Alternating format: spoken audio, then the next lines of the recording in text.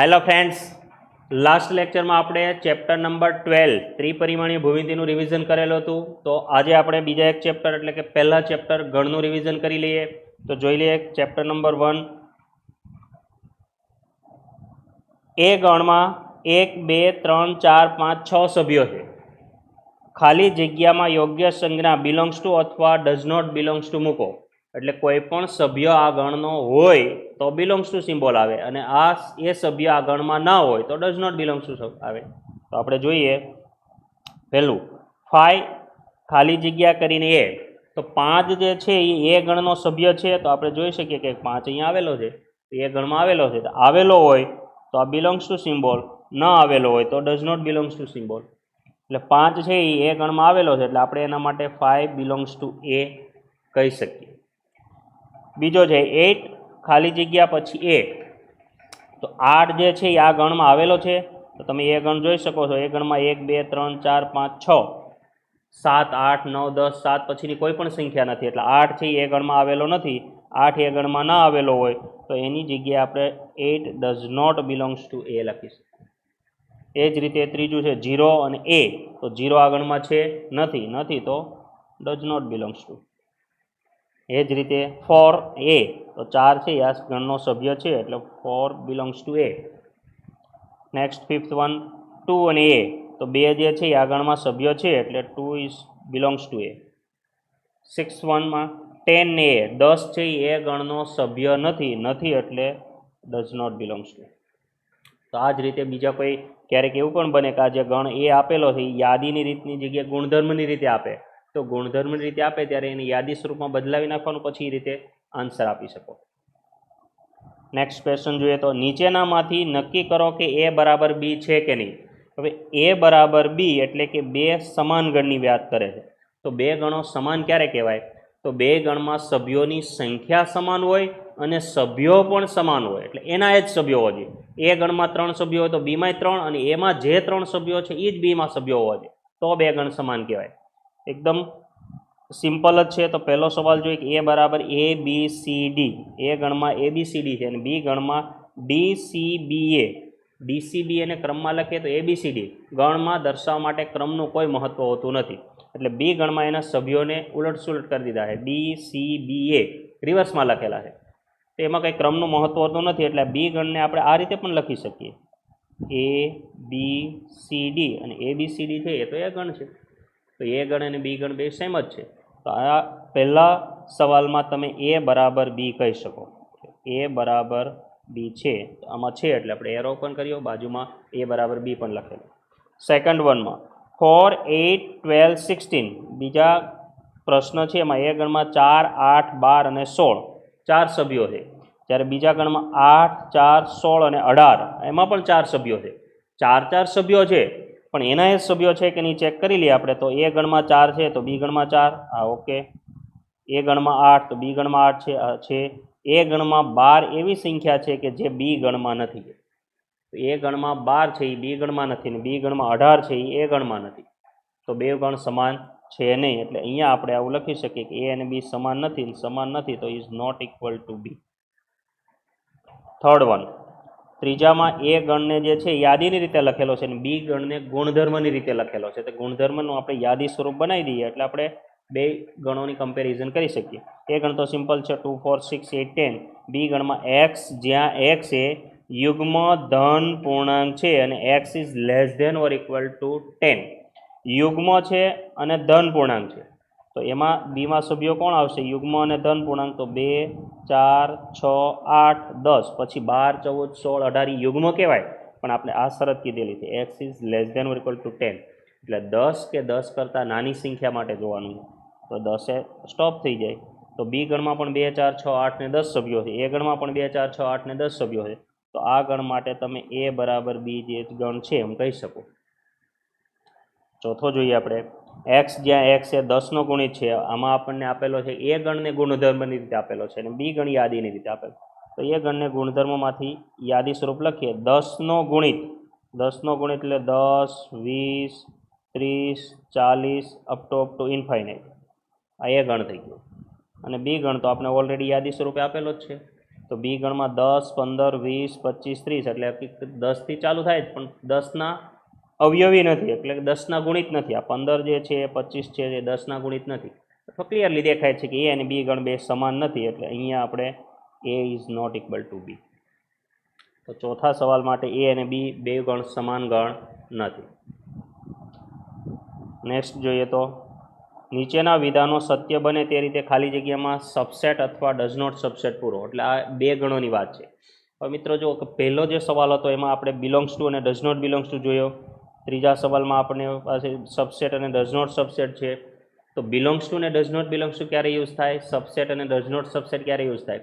તો એક બાજુ સભ્ય હોય અને એક બાજુ ગણ હોય, ત્યારે આ સભ્ય આ ગણમાં હોય તો બિલોંગ્સ ટુ, ના હોય તો ડઝ નોટ બિલોંગ્સ ટુ.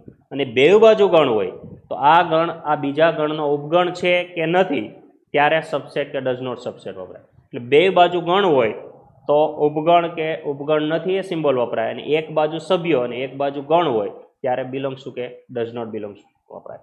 તો અત્યારે ત્રીજા પ્રશ્નમાં આપણે અહીંયા સબસેટ કે ડઝ નોટ સબસેટનો યુઝ કરવાનો છે. સબસેટની ડેફિનેશન આપણને ખબર જ છે, ગણ એના દરેક સભ્ય ગણ બીમાં હોય તો એને બીનો ઉપગણ કહેવાય. એ જ રીતે એક્સ વાય આપેલા હોય કે પીક્યુ આપેલા હોય તો એક ગણના બધા સભ્યો બીજા ગણમાં હોય તો પહેલો ગણ છે એ બીજા ગણનો ઉપગણ કહેવાય. અને એના માટે આપણે શબ્દ પણ સારો વાપરેલો છે કે એક ગણ છે બીજા ગણનો ઉપગણ છે તો ઉપગણ, અને જે મોટો છે એને આપણે અધિગણ કહીએ. આપણે આ જાણીએ છીએ કે ધારો કે એ ગણ હોય એ બે ગણનો ઉપગણ હોય તો આ સિમ્બોલ વડે દર્શાવાય, જ્યાં એને આપણે શું કહીએ છીએ ઉપગણ, પણ કોનો? તો બીનો.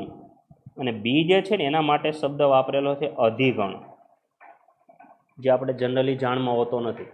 જે મોટો ગણ હોય ને એને અધિગણ કહેવાય, અને ઉપગણનું ઇંગ્લિશમાં કહેવાય સબસેટ, અને અધિગણ છે ને એને સુપરસેટ કહેવાય. એટલે B is the superset of A, એટલે બી એ એનો સુપરસેટ છે, અને A is the subset of B, એટલે કે એ બીનો ઉપગણ છે. તો અત્યારે આપણે ખાલી સિમ્બોલમાં જ મૂકવાનો છે કે એ ગણ બીજા ગણનો ઉપગણ છે કે નહીં. તો જોઈએ કે પહેલો સવાલ 2, 3, 4 અને બીજામાં 1, 2, 3, 4, 5. તો બે જે છે એ આગળમાં છે, 3 પણ આગળમાં છે અને 4 પણ આગળમાં છે. એનાથી વધારે હોય એનો કોઈ વાંધો નહીં, એનાથી ઓછા ન હોય.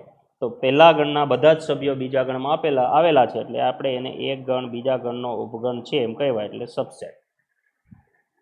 બીજો સવાલ જોઈએ તો ABC અને બાજુમાં BCD. તો આ પહેલા ગણમાં સભ્ય એ એવો છે કે જે બીજા ગણમાં ક્યાંય નથી. BCDમાં એ સભ્ય નથી, એટલે પહેલો ગણ છે એ બીજા ગણનો ઉપગણ નથી, એટલે ડઝ નોટ સબસેટ. એક ગણ બીજા ગણનો ઉપગણ નથી, એટલે does not subset. Next question જોઈએ તો જો એ બરાબર AB, બી બરાબર ABC લો તો એ સબસેટ બી છે, એટલે આપણે એક ગણ છે એ બીજા ગણનો ઉપગણ છે એવો સવાલ પૂછેલો છે. બીજો છે કે એ યોગ બી શું થશે, એટલે કે એ યોગ બી આપણે શોધવાનો છે. એ અને બીના બધા જ સભ્યો લખી નાખો એટલે આપણે એને એ યોગ બી કહીએ. એ છેદ બી પૂછેલો હોય તો એમાં હોય અને બીમાં હોય એવા સભ્યો લખવાના. તો પહેલાં તો આપણે આ પહેલો જે સવાલ છે એને તરફ આગળ વધીએ. આ સવાલનો જવાબ તો એમાં એ ગણમાં એ બી છે અને બી ગણમાં એબીસી છે, તો અહીંયા એ સબસેટ બી છે, એ બી ગણનો ઉપગણ છે એવું ક્લિયર છે. હવે આપણે એમાં એ યોગ બી શોધવાનું છે. તો એ યોગ બી એટલે એ ગણના સભ્યો છે એ બી અને બી ગણના સભ્યો છે એ બી સી. આપણે અહીંયા જોઈ શકીએ કે આ એ ગણ આ બી ગણ, તો બેયના યોગ કરવાનો એટલે કે એ બી સી. તો આ બે ગણોનો યોગ ગણ આપણને મળી ગયો એ બી સી. એ છેદ બી આપણે પૂછેલો નથી, છતાં પણ આપણે એ છેદ બીનું જોઈ લે કે એ છેદ બી શું થશે. તો એ અને બી બેવમાં હોય તેવા સભ્યો, તો આ એ ગણ આ બી ગણ, તો બેવમાં હોય એવા સભ્યો છે એ બી. એ છેદ બી આપણને પૂછેલું નથી, છતાં પણ આપણે લખી નાખીએ કે એ છેદ બી હોય તો આ જવાબ આવે. હવે તમે આ બેવમાં જ જોઈ શકો છો કે એ યોગ બી કરો તો એબીસી જવાબ આવ્યો, એટલે કોણ જવાબ છે? હકીકતમાં બી છે. અને એ છેદ બી કર્યો તો એ અને બી જવાબ આવ્યો, એ અને બી એટલે હકીકતમાં ગણ એ છે. તો આવો જવાબ આવવાનું કારણ શું છે? તો એ બીનો ઉપગણ છે, તો એ નાનો છે ને બી મોટો છે, તો યોગ ગણમાં મોટો જવાબ આવે અને છેદ ગણમાં નાનો હોય જવાબ આવે હંમેશા. પણ જ્યારે એક ગણ બીજા ગણનો ઉપગણ હોય ત્યારે. તો આપણને જો બીજો સવાલ એવો જ પૂછેલો છે કંઈક કે જો એ સબસેટ બી હોય તેવા બે ગણ આપ્યા હોય તો એ યોગ બી શું થશે? તો આપણને અહીંયા જો જોયેલું જ છે આ જે છે એ યોગ બી બરાબર બી. એક ગણ બીજા ગણનો ઉપગણ હોય તો યોગ ગણમાં કોણ આવે? જવાબ હંમેશા મોટો ગણ. એટલે કે આપણે અહીંયા આપણે બીજા સવાલનો જવાબ તમે એ યોગ બી બરાબર બી લખી શકો. અને એ જ ગણમાં પૂછેલું નથી પણ એ છેદ બી પૂછેલું હોય તો નાનો ગણ જવાબ એટલે કે એ જવાબ આવે. અત્યારે જે આ કન્ડિશન છે એની વેન આકૃતિ જોઈએ ને તો વેન આકૃતિ આપણે આ રીતે એની હોઈ શકે. એક ગણ બીજા ગણનો ઉપગણ છે. અહીંયા આપણે સાર્વત્રિક ગણ, આ એક ગણ અને બીજો ગણ. તો નાનો ગણ છે એ એટલે એ અંદર છે અને મોટો ગણ છે બી, એ બી આપણી પાસે બહાર છે. તો યોગ ગણમાં મોટો જવાબ આવે, છેદ ગણમાં નાનો જવાબ આવે. આટલું તમે જોઈ લો ક્લિયરલી.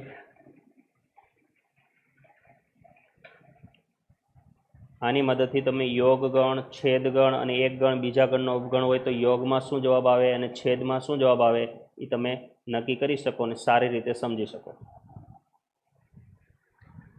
નેક્સ્ટ ક્વેશ્ચન જોઈએ તો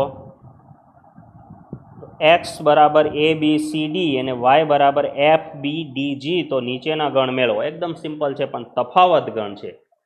યોગ ગણ આપણે જોયેલો, છેદ ગણ જોઈએ છે, તફાવત ગણમાં થોડુંક ડિફરન્ટ છે. એટલે આપણે તફાવત ગણમાં અત્યારે શું પૂછેલું? X minus Y. અને ડેફિનેશન તમને ઓલરેડી જાણો જ છો કે બે ગણોના તફાવત ગણની ડેફિનેશનમાં શું હોય? જેમ આપણે વાસ્તવિક સંખ્યાઓની બેની બાદબાકી કરીએ તો 5માંથી 2 જાય તો 5માંથી 2 ઓછા કરી નાખીએ એટલે બાકીના વધ્યા 3. તો એ 3 લખીએ તો અહીંયા ગણ માટે છે. તો તફાવત ગણમાં શું હોય? તો પહેલા ગણમાંથી બીજા ગણના સભ્યો જેટલા હોય એટલા બાદ કરી દેવાના, કાઢી નાખવાના અને બાકીના વધ્યા તેટલા આપણે લખી નાખીએ. તો અત્યારે એક્સ માઇનસ વાય છે તો એક્સ એટલે એ બી સી ડી અને વાય એટલે એફ બી ડી જી. તો પહેલા ગણમાંથી બીજા ગણના સભ્યો આપણે કાઢી નાખીએ તો શું વધશે? એ બી સી ડીમાંથી પાછળ જો એ છે નથી એટલે તો એને આપણે રહેવા દેવાનું. એ સભ્ય જે છે એ વાયમાં નથી એટલે એ રહેશે.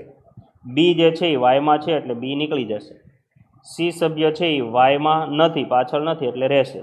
ડી સભ્ય છે એ પાછળ છે એટલે નીકળી જશે.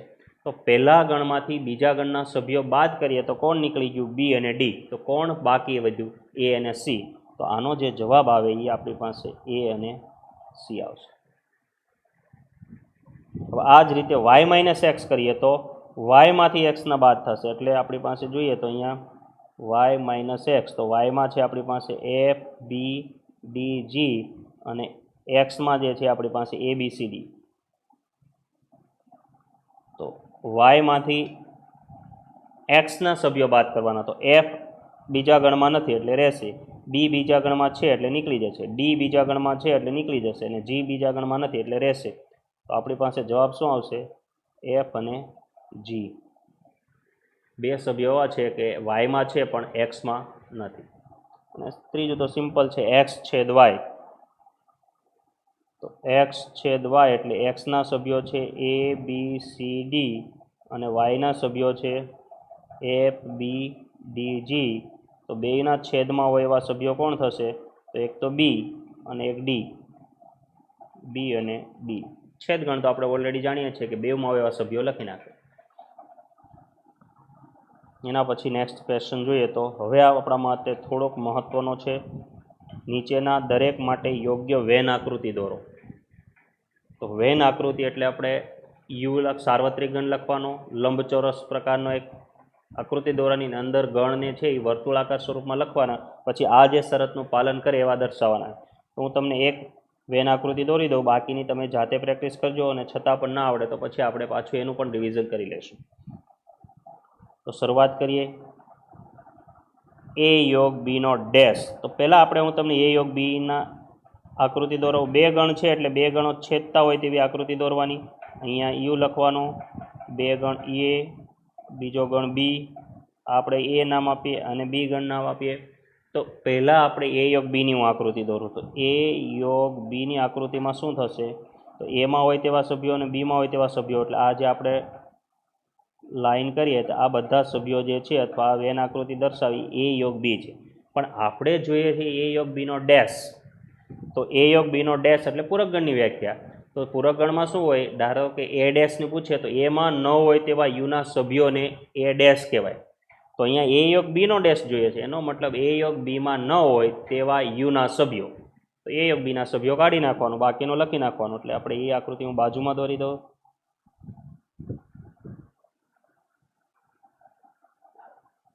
એ ગણ છે, આ બી ગણ છે, સાર્વત્રિક ગણ છે, અને આપણે જે જોઈએ છે એ કોની આકૃતિ જોઈએ છે? એ યોગ બીના ડેશની. એ યોગ બીનો ડેશ એટલે એ યોગ બીમાં હોય એની સિવાયના સભ્યો. એ યોગ બીમાં આપણે બાજુની આકૃતિમાં દેખાય છે એની સિવાયના સભ્યો એટલે બહારના સભ્યો.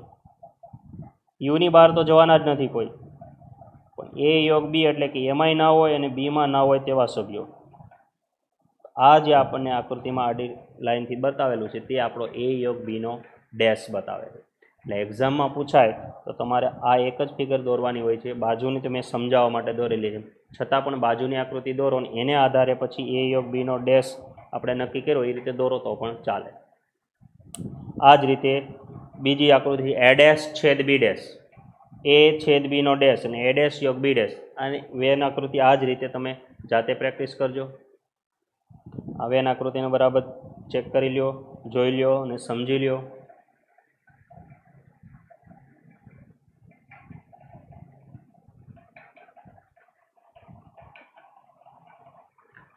હવે આપણે બીજો એક સારા એવા ક્વેશ્ચન તરફ આગળ વધીએ. તો નીચેના વિધાનો સત્ય થાય તે રીતે ખાલી જગ્યા પૂરો.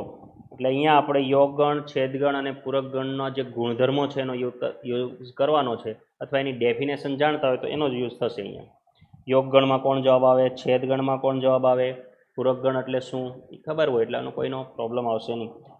એ યોગ એ ડેશ એટલે એમાં ન હોય તેવા બધા જ સભ્યો એ ડેશમાં હોય ને એ ડેશમાં ન હોય તેવા બધા સભ્યો ના હોય, એટલે બે ભેગા કરીએ તો આખો યુ બની જશે. એટલે એ યોગ એ ડેશ બરાબર યુ. અને એની આપણે વેન આકૃતિ જોઈએ તો એક જ ગણની વાત કરેલી છે એટલે આ એ,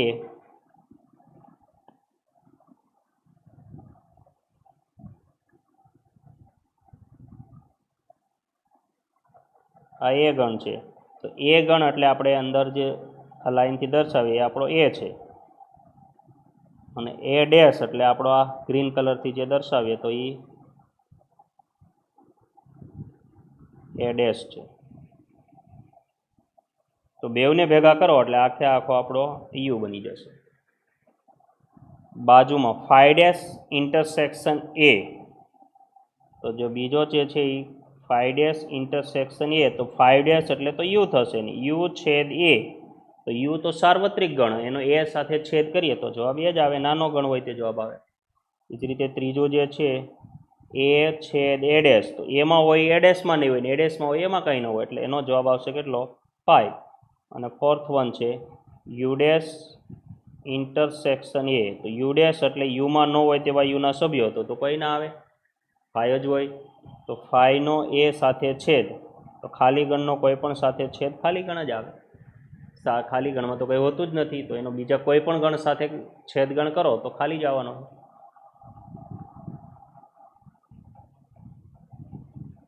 આ જ રીતે યોગગણમાં પણ તમે બધા પૂછી શકો. એ યોગ એ ડેશ છે તો એ છેદ એ ડેશ અહીંયા બાજુમાં લખેલો છે. 5 ડેશ છેદ એ છે તો 5 ડેશ યોગ એ હોય. ઇનકેસ આપણે એક્સ્ટ્રા જોઈએ તો 5 ડેશ યોગ એ, તો 5 ડેશ એટલે આપણો યુ, અને યુનો એ સાથે યોગ કરીએ તો મોટો ગણ હોય તે જ જવાબ આવે, એનો જવાબ આવશે યુ. એ જ રીતે 5 યુનિયન યુ કરીએ તો શું જવાબ આવશે? 5 અને યુનિયન યુનો યુનિયન તો યુ જ આવશે સાર્વત્રિક, અને 5 નો યુ સાથે છેદ 5 જ આવશે.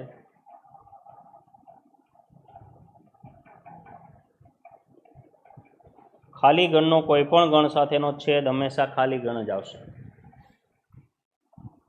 હવે બીજો એક અગત્યનો પ્રશ્ન જે છે, જે આપણા માટે સહેલો છે, જો એનો સૂત્ર દ્વારા કરીએ તો ઘણો બધો ડિફિકલ્ટ બની જાય છે, પણ આપણે એને વેન આકૃતિ દ્વારા સોલ્વ કરીએ તો એકદમ સિમ્પલ બની જાય છે. તો આપણે એને વેન આકૃતિ દ્વારા સોલ્વ કરીશું. ક્વેશ્ચનમાં એક સર્વેક્ષણમાં 21 વ્યક્તિને ઉત્પાદન એ પસંદ કરે છે, 26 વ્યક્તિઓ ઉત્પાદન બી પસંદ કરે છે, અને 29 વ્યક્તિઓ જે છે એ ઉત્પાદન સી પસંદ કરે છે. એક સર્વેક્ષણ કરેલું છે, કોઈ કંપનીવાળા હોય તો એનું કોઈ એની પ્રોડક્ટ બહાર પાડવાના વખતે એની પહેલાં સર્વે કરતા હોય, તો અમુક વ્યક્તિઓ પર સર્વે કર્યો તો એને શું કીધું કે એની જે એ નામની પ્રોડક્ટ છે એના ઉપર 21 વ્યક્તિઓને ઉત્પાદન એ જે પસંદ છે. બીજું 26 વ્યક્તિને ઉત્પાદન બી અને 29 વ્યક્તિને ઉત્પાદન સી પસંદ છે.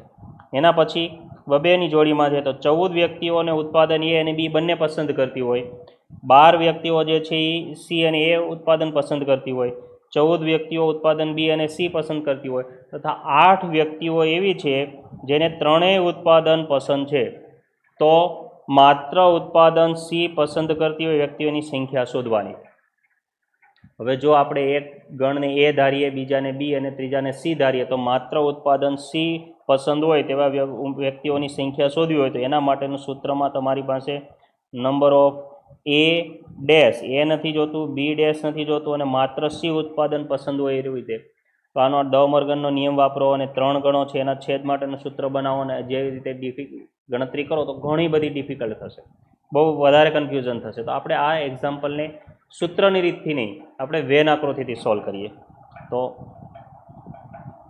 આપણે 3 ગણો માટેની વેન આકૃતિ દોરીએ તો શરૂઆત કરીએ આપણે.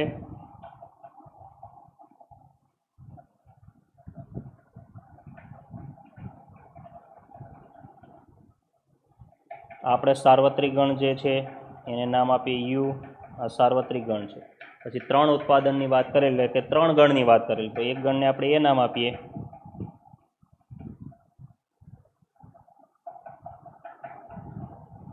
આપણે ધારો કે આ ગણ જે છે એ, બીજો એક ગણ લઈ લઈએ બી.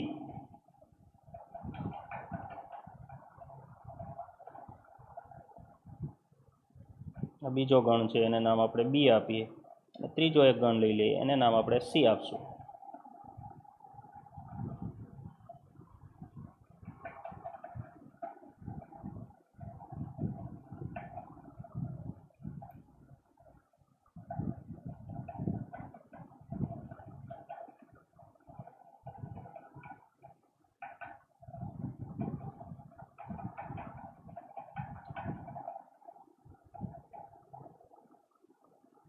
ત્રીજો જે ગણ છે એને આપણે નામ આપીએ સી. હવે ત્રણેયમાં જે સભ્યોની સંખ્યા છે આપણે લખી નાખીએ. તો એ ગણમાં કેટલા સભ્યો છે? ટોટલ 21 સભ્યો. બી ગણમાં એટલે કે જેટલા બી ઉત્પાદન ગમતો હોય તેવા 26 અને સી ઉત્પાદન ગમતું એવા 29. એ ઉત્પાદન ગમતું એવા 21, બી ઉત્પાદન ગમતું એવા 26 અને સી ઉત્પાદન ગમતું એવા 29.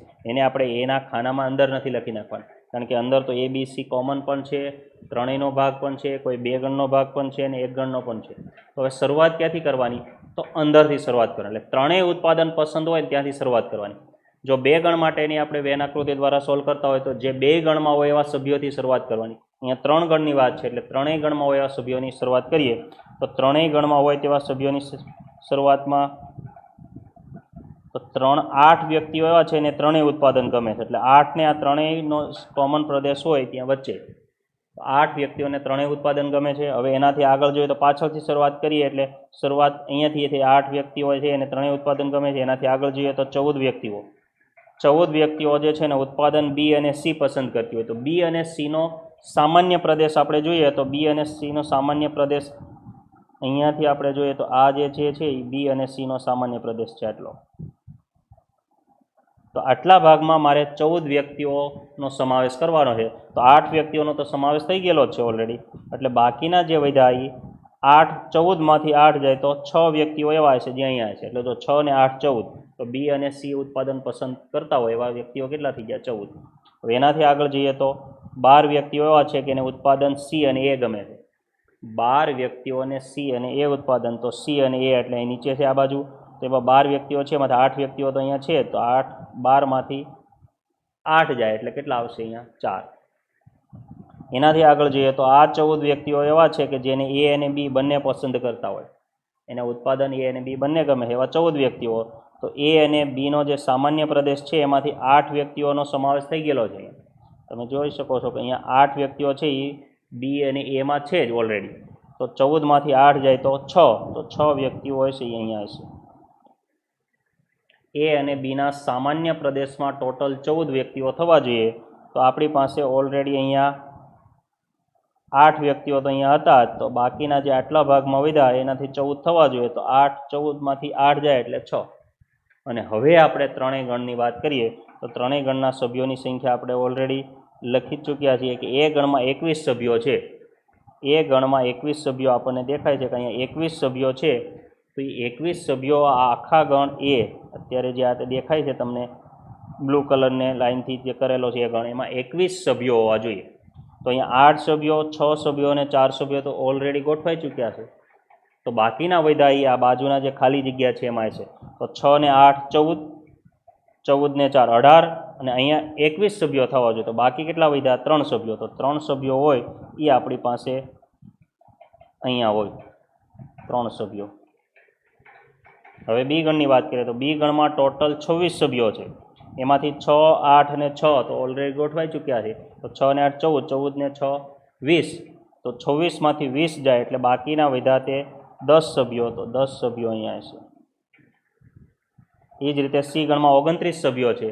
29 સભ્યોમાંથી 6, 8 ને 4 સભ્યો ગોઠવાઈ ચૂક્યા છે. તો 6 ને 8 14, 14 ને 4 18. 29માંથી 18 જાય એટલે કેટલા વધશે? 11. તો આપણી પાસે અહીંયા 11 સભ્યો છે. તો હવે બધી જ જે માહિતી આપેલી હતી એને આપણે વેનાકૃતિ સ્વરૂપમાં લખી નાખીએ. હવે આને આધારે ગમે તે સવાલ પૂછે કોઈ સૂત્ર વાપરવાની જરૂર નથી, આકૃતિમાં જોઈને તમે જવાબ આપી શકો. તો અત્યારે આપણો જે સવાલ છે એમાં શું કીધું છે એને કે માત્ર ઉત્પાદન સી પસંદ કરતી હોય તેવી વ્યક્તિની સંખ્યા શોધો. તો માત્ર ઉત્પાદન સી પસંદ કરતું હોય આકૃતિમાં જુઓ તો એમાં સીનો જ ભાગ આવવો જોઈએ, એમાં એ અને બીનું કંઈ પણ કોમન ના હોવું જોઈએ. તો તમને દેખાય છે કે આ 11 વ્યક્તિઓ એવા છે કે જેને માત્ર સી ઉત્પાદન જ પસંદ છે. તો આપણો આનો જવાબ આવશે 11. તો આપણે આને અત્યારે લખી શકીએ કે માત્ર સી ઉત્પાદન. છેલ્લે પર ત્યારે એક્ઝામમાં પૂછાય તો સવાલ જેવો પૂછેલો છેલ્લે જવાબ લખેલો હોવો જોઈએ. માત્ર ઉત્પાદન સી પસંદ કરતી વ્યક્તિઓની સંખ્યા કેટલી થશે? 11. હવે બીજા કોઈ આપણે સવાલ પૂછેલા નથી, પણ આપણે એક્સ્ટ્રા સવાલ બનાવીએ અને એનો સોલ્વ કરીએ અને આપણે આન્સર આપીએ તો માત્ર ઉત્પાદન બી પસંદ હોય તેવા વ્યક્તિઓની સંખ્યા. તો બીજા અમુક પ્રશ્નો આપણે જોઈ લઈએ કે પ્રશ્ન નંબર 2, માત્ર ઉત્પાદન બી પસંદ કરતી હોય તેવી વ્યક્તિઓની સંખ્યા. આપણે ક્વેશ્ચનમાં આ સવાલ નથી આપેલો. ક્વેશ્ચનમાં માત્ર ઉત્પાદન સી પસંદ કરતી વ્યક્તિઓની સંખ્યા, તો એ આપણે ઓલરેડી 11 લખી ચૂક્યા છીએ. પણ આની જેવા બીજા પણ પ્રશ્નો પૂછી શકે તો એ કઈ રીતે અને કેવી રીતે એનો આન્સર આપવો. તો માત્ર બી ઉત્પાદન પસંદ કરતી હોય તેવી વ્યક્તિઓની સંખ્યા. તો માત્ર બી ઉત્પાદન પસંદ કરતી હોય આકૃતિમાં તમે જોઈ શકો છો અત્યારે યલો કલરથી આપણે હાઇલાઇટ કરેલું તે 10 વ્યક્તિઓ એવી છે કે જેને ઉત્પાદન બી જ ગમે છે, એને એ અને સી ઉત્પાદન જરા પણ પસંદ નથી. તો આનો આન્સર આવશે બી ઉત્પાદન પસંદ કરતી વ્યક્તિઓની સંખ્યા 10. હવે આપણે જોઈએ કે બરાબર 2 ઉત્પાદન પસંદ કરતી હોય એવી વ્યક્તિઓની સંખ્યા. ત્રીજો પ્રશ્ન છે આપણી પાસે, બરાબર 2 ઉત્પાદન પસંદ. બરાબર 2નો મતલબ એને કોઈ પણ 2 ઉત્પાદન ગમવા જોઈએ. 3 પણ ના ગમતા હોય અને માત્ર 1 પણ ના ગમતું હોય. તો બરાબર 2 ઉત્પાદન ગમતા હોય વ્યક્તિઓની સંખ્યા માટે આપણે આકૃતિમાં જોઈએ તો કયા કયા સભ્યો આવશે? તો આ 6 વ્યક્તિઓ એવા છે કે જેને એ અને બી ઉત્પાદન ગમે છે.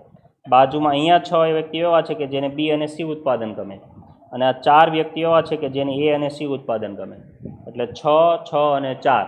તો આનો જવાબ આવશે આપણી પાસે 6 + 6 + 4. એટલે 6 + 6 + 4 તો 12 ને 4 16 વ્યક્તિઓ એવા છે કે જેને બરાબર 2 ઉત્પાદન પસંદ હશે. હજી એક સવાલ જોઈએ તો માત્ર એક જ ઉત્પાદન પસંદ કરતી હોય વ્યક્તિની સંખ્યા. માત્ર એક જ ઉત્પાદન એટલે કોઈ પણ એક ઉત્પાદન ગમવું જોઈએ. એ ગમે છે તો બી અને સી નહીં, બી ગમે તો સી અને એ નહીં, સી ઉત્પાદન ગમે છે તો એ અને બી ઉત્પાદન ના ગમવું જોઈએ. તો આપણે આ ફિગરમાં જોઈ લઈએ કે માત્ર એક ઉત્પાદન પસંદ હોય એવા વ્યક્તિઓની સંખ્યા. તમે જાતે પણ વિચારી શકો છો કે ઉત્પાદન એ જ ગમતું એવા વ્યક્તિઓ અહીંયા જે છે 3, બીજા જે છે 10 વ્યક્તિઓને માત્ર બી ઉત્પાદન ગમે છે અને 11 વ્યક્તિઓ એવા છે કે જેને માત્ર સી ઉત્પાદન ગમે. પણ અહીંયા શું કીધું છે? માત્ર એક ઉત્પાદન એટલે આપણે બધા જ વિકલ્પો ભેગા લેવા પડે. એ ઉત્પાદનવાળા, બી ઉત્પાદનવાળા અને સી ઉત્પાદનવાળા. પણ માત્ર એ, માત્ર બી કે માત્ર સી. એટલે 3 + 10 + 11.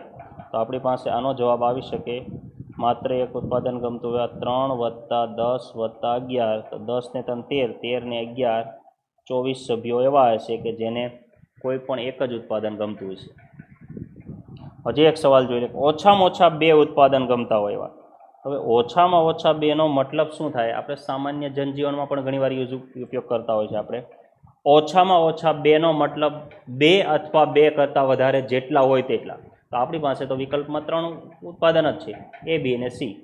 તો ઓછામાં ઓછા 2 ઉત્પાદન પસંદ હોય એનો મતલબ 2 ઉત્પાદન પસંદ હોય તો પણ ચાલે અને 3 ઉત્પાદન પસંદ હોય તો પણ ચાલે. 4 ઉત્પાદનવાળું તો કોઈ વિકલ્પ જ નથી આપણી પાસે, 3 ઉત્પાદનની જ કન્ડિશન છે. તો 2 ઉત્પાદન પસંદ હોય અને 3 ઉત્પાદન પસંદ કરવું હોય એવા વ્યક્તિઓની સંખ્યા આપણે એડ કરી નાખીએ એટલે એ આપણો એનો જવાબ થઈ જશે. તો આપણે જોઈ શકીએ છીએ કે 2 ઉત્પાદન હોય એવા 6 અને 4 અને 3 ઉત્પાદન પસંદ હોય એવા 8. તો અત્યારે આપણે જો આને હાઇલાઇટ કરીએ તો આટલા જે વિસ્તારમાં જે છે એ બધા હવે ઓછામાં ઓછા 2 ઉત્પાદન પસંદ હોય તેવા વ્યક્તિઓની સંખ્યા, ઓછામાં ઓછા 2 ઉત્પાદન પસંદ હોય એનો મતલબ 2 હોય અથવા 3 ઉત્પાદન પસંદ હોય તેવા વ્યક્તિઓની સંખ્યામાં 6, 6, 4 અને 8. 6, 4 અને 8. 6 વત્તા 6 વત્તા 4 વત્તા 8.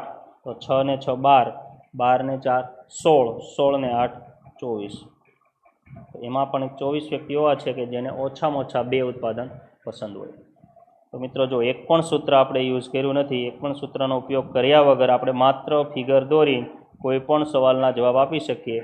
જો આપણે ફિગરનો ઉપયોગ ન કરીએ તો 5 પ્રશ્નોમાં અલગ અલગ સૂત્ર વાપરવા પડે, એના સૂત્રની જે કન્ડિશન હોય ચેક કરવી પડે, દ મોર્ગનનો નિયમ આવે, યોગગણ, છેદગણના નંબર ઓફ સંખ્યા માટેના સૂત્ર વાપરવા પડે અને તો પણ ઘણું બધું ડિફિકલ્ટ થશે. પણ જો આ ફિગર દ્વારા સોલ્વ કરીએ તો આપણે ઝડપથી એનો જવાબ અને સારી રીતે અને સરળતાથી ચોક્કસ જવાબ એનો લાવી શકીએ. તો આવા જ બીજા પ્રશ્નો હોય, આપણી એક્ઝામ જે ઉદાહરણના દાખલા હોય, સ્વાધ્યાયના દાખલા હોય, તમે કોઈ રેફરન્સ બુક યુઝ કરતા હોય તો એમાં એવા દાખલા હોય તો એની પ્રેક્ટિસ ચાલુ રાખવાની. આની જેવા બીજા પ્રશ્નો સોલ્વ કરવાનો પ્રયત્ન કરવાનો, એટલે આ રીત જ તમને એકદમ ક્લિયર થઈ જશે. તો મિત્રો આજે આપણે પહેલા ચેપ્ટરમાં જે ઘણા બધા સારા એવા MCQ જોયા, અમુક શરતો જોઈ, અમુક એવા એક્ઝામ્પલ જોયા, અમુક મોટા એક્ઝામ્પલ જોયા. તો આવા જ બીજા એક્ઝામ્પલની પ્રેક્ટિસ તમે ચાલુ રાખજો. Thank you.